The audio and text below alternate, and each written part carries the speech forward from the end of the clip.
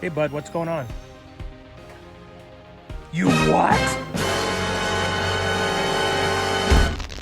This is Rossi Bites.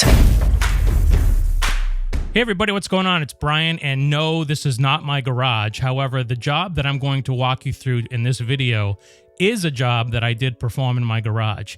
Now, I could have easily taken this job to an auto body shop and probably paid between $500 and $700 to get it fixed.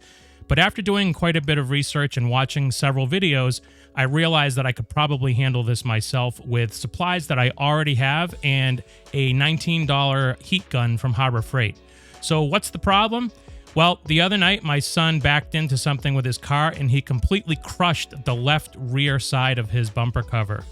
And so I was obviously not happy by this, but I thought to myself, this is probably something that we can fix fairly easily as long as we can access the actual bumper cover itself on the back side. So I went under the car and I looked, and sure enough, I can't access where this is actually buckled in. So I had to start thinking about how I could tackle this myself. Now, one of the caveats I'm going to throw in here on this video is that because I've never done this job before, I didn't think ahead and get my tripod and get a microphone and do all the fancy stuff that I would normally do for a video like this.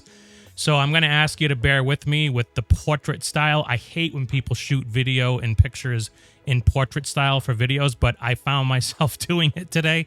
So I'm going to just show you some of the pictures and videos that I took along the way and kind of narrate and explain what I did, because unfortunately I didn't get the entire thing on camera. So since underneath the bumper wasn't going to work for me, I decided to try to figure out another way to get to that area.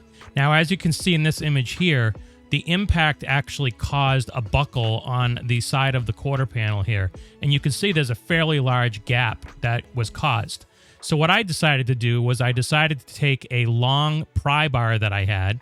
I did put something in between the pry bar and the body of the car itself to protect the body of the car from the pry bar.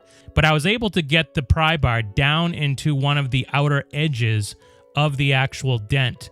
And so I was like, I could potentially do this whole thing this way. So I tried to get it in further, and it just wouldn't go past a certain point.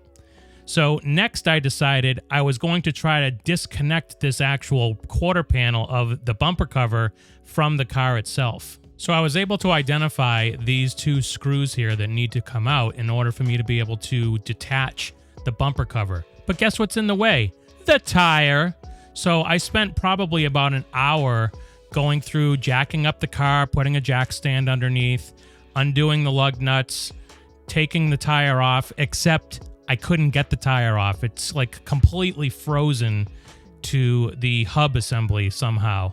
So I spent way too much time trying to loosen that up with PB blaster, sledgehammers, mallets, etc. And finally I just gave up. I was like, I'm going to have to figure out how to do it through that gap that I talked about earlier. So let's pick up from there. So as I mentioned, I had all of the tools that I needed except for one thing. I did not have a heat gun. I had a really old, probably 30-year-old hairdryer. It doesn't get as hot as it needs to get to do what we need to do. So I ran down to Harbor Freight and I was able to pick up this Warrior heat gun. It does plug in, and I'll tell you, this thing is red hot. So what you want to do is these bumper covers in most cases are plastic, and they're usually polypropylene or polycarbonate. And what you need to do is get the heat gun hot enough that you can warm up the plastic so that it becomes pliable and soft. And so what I did was I just took the heat gun, and you can see that it's glowing orange here. That's because it is that hot. So you want to make sure that you keep it a little bit of a distance away from the bumper so that you don't actually end up melting the plastic or ruining the paint that's on the bumper itself. Just go around the area that you're going to be trying to move using the pry bar and get it nice and warm so that it's soft and pliable. So then what I did is I took one of my longer pry bars. This one is like 33 inches or so. I had picked it up at Harbor Freight for probably $15 a while ago, and I decided to try to use this one as well. And here I'm just simulating what I was actually doing. So after I warmed up and made soft the bumper cover itself, I went into that gap and I used this pry bar and just kind of moved it around so that it would start popping the plastic back out. And as I said, I started from the outer edge of the dent and worked my way to the center. Unfortunately, I did this all after the fact. I didn't get a video of me popping out the huge dents and whatnot, but this is the technique that I used. The other technique I used was I have these little suction cups, also from Harbor Freight, and I was cleaning off the bumper surface and trying to find as flat of a surface as I could. And then with the plastic still warm, I would attempt to try to pull the dent back using the suction cup. So I just basically repeated this same technique and process with the suction cup and the 33-inch pry bar.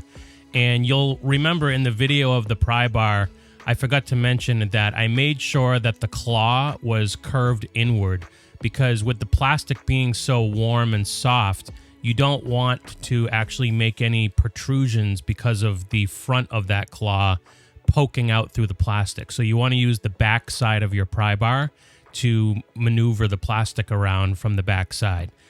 The other thing I did was, once it was the way I liked it, or the best that I thought I could get it, I just went around and gave it a good washing and cleaning so that I got any of the dirt marks or even just marks from using the heat gun or whatever off of the actual paint of the bumper cover itself. So all in all, for not a lot of money, like I said, I picked up a $20 heat gun and a couple of those suction cups, which I think are like $3 a piece or $4 a piece.